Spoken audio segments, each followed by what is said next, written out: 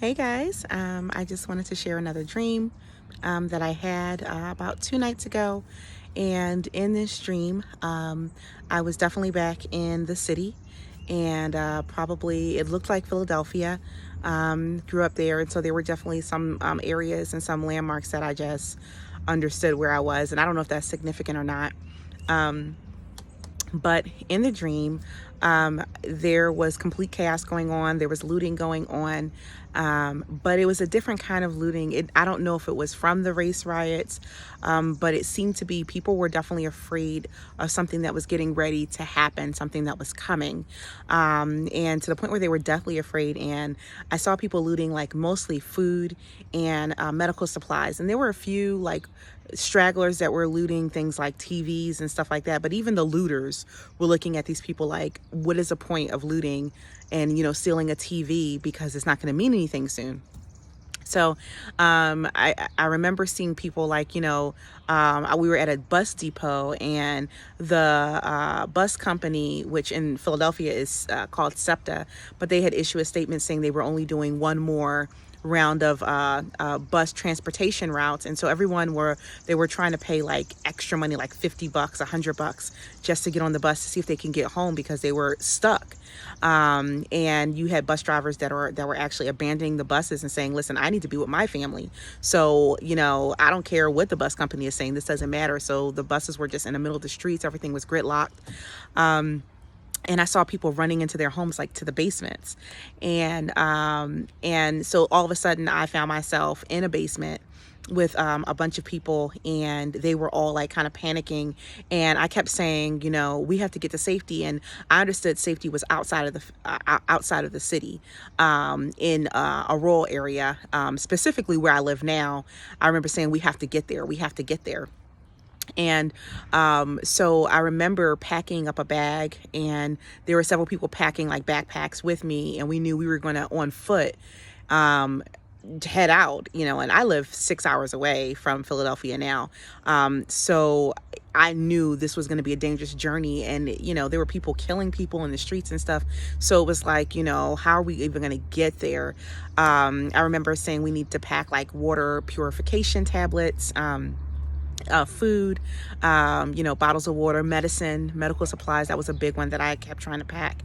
And then out of nowhere, in the middle of preparing, there was this big boom, and I got lifted up kind of like out from where I was, and supernaturally I can see way in the distance, and I don't know how far in the distance, whether it was cities away or states away, but there was a huge mountain that blew its cap, and all of a sudden a volcano started spewing forth this lava, and the volcano almost looked like Mordor. If you've ever seen Lord of the Rings, it looked exactly like that. And it was just dark, and the ash was so strong that it actually blacked out the sky all the way in Philadelphia. So I remember when that happened, people were panicking, but that wasn't the thing that people were afraid that was coming. It's almost as if when that happened, I remember looking at everyone around me saying, we really don't have time now, because now it was like it was a marker. The volcano was a marker of how the fact that we were that much closer to what we were really afraid of coming. And so the time to get out of the city when that volcano came was very short. So I don't know if this means anything to you, but I will say this. Around 2012, 2013, that's when the Lord began to pour a lot of dreams out on myself and my husband. And I had never really had prophetic dreams to this level before. It was sporadic once in a while, but it was like nonstop. Within a week, I was having like several dreams. And a lot of times I would have the same dream over and over again. I would even wake up, go back to, put some water on my face, go back to sleep, and the dream would start all over again. But during that time of having those dreams, God began to impress upon our spirit that we would be getting up and leaving the area of the city, and that he was not just going to lead us out, but that people were going to start feeling that they needed to leave the major cities, and that he would begin to put places of refuge throughout the country because of whatever was going to come. And if this doesn't resonate with you, then it's not for you. But you know who I'm talking to. And if you're one of those people that God has been saying, get up, it's time to move. It's time to get out of the city because something is coming, then I am urging you right now, get out the city. You might have to just make a faith move and just take that step, or begin now to pray and say, Lord, open up an opportunity for me to go. Have someone give me a call and say, hey, have you thought about moving here? And, maybe there's a house that's waiting for you, or, maybe they can help you out. But, I know that God is able to open the doors if you would seek him. But if you've heard God's voice to get out where you are, then you need to move now. Something is definitely coming. And I'll share this also. This is the time where I believe that God is giving over this country. This is not the fight of the church anymore. Our fight is to win souls, is to preach the gospel. We wrestle not against flesh and blood, but the fight of trying to save this country, I believe that time is gone. I believe God has handed this country over.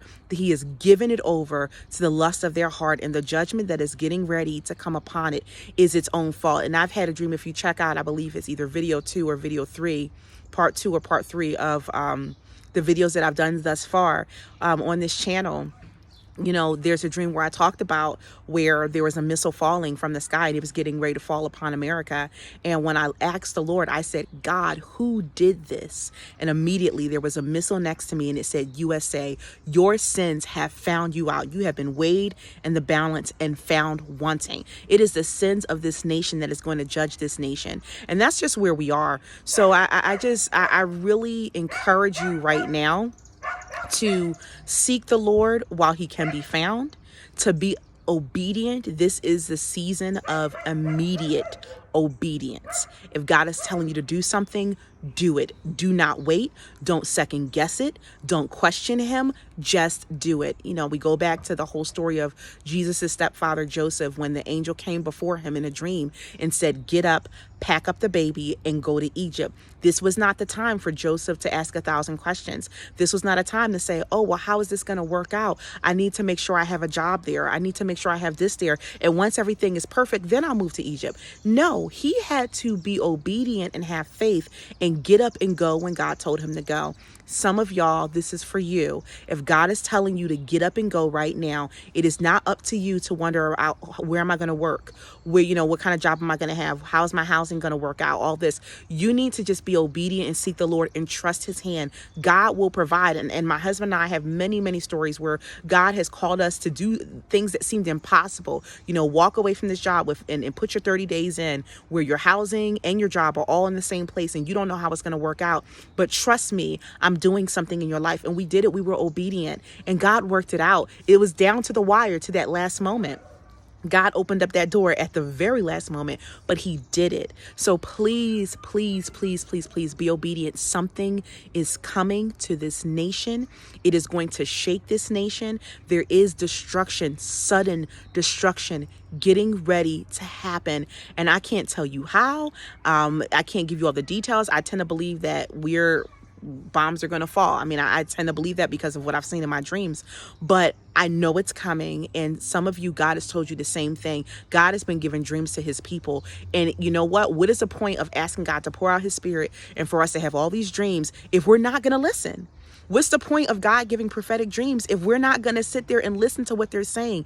It's coming, guys. Some of y'all holding on to your jobs. You're holding on to, well, I want to do this. I want to retire. I want my 401k. I want this. And you're holding on to something that's not even going to matter soon. It's not even going to it's not going to matter. So you can either obey him now and leave with something in your hands, or you can be taken out the way he took Lot out of that situation. And when Lot came out, Lot just had the clothes on his back and his daughters and his wife. And at the end, he lost his wife. And if we really look at the situation, he lost his daughters too, because they were so filled with fear that they got caught up in foolishness. And we see that perverted act that happened with Lot with his daughter. daughter. So you need to be obedient now. Now is the time for obedience. Imagine if Lot would have left that situation when Abraham came in and rescued him that first time out of that situation. Imagine if that's the time he would have turned towards the Lord. This situation, with the story would have been completely different. Lot would have been probably in the land with Abraham, living it up. But that's not what happened. Lot turned his heart towards Sodom and Gomorrah. And when he turned his heart towards Sodom and Gomorrah, he reaped the consequences of Sodom and Gomorrah. He may not have gone down in the fire, but his family got separated. He was caught in that. I mean, you think about the fact that he was going to give his daughters to these crazy men out there for them to ravage her. Lot's heart had been corrupted, and he was still a believer, but his heart had been corrupted because he was living in that mess. He was compromising with the culture. This is not our fight. This is not our fight. This fight that the world is in right now, all this protesting, all these riots and all this stuff, this is not our fight. We're not supposed to be a part of any of this. This country has been given over. This country has been given over to the foolishness that has been planted in this country. The seeds of corruption, the seeds of racism, the seeds of division, the seeds of lust, all those seeds are starting to bear fruit in this country. And right now, God has given it over to a reprobate mind. And now the job of the church right now is to preach the gospel. That's what we're supposed to be doing. This ship is going down. And we need to rescue as many as we can off of the ship. But stop trying to save the ship. It's sinking, guys. It's sinking. It's done. So anyway, that's what I have to say. I love y'all. I hope that you receive this, and I will be posting another video shortly. God bless.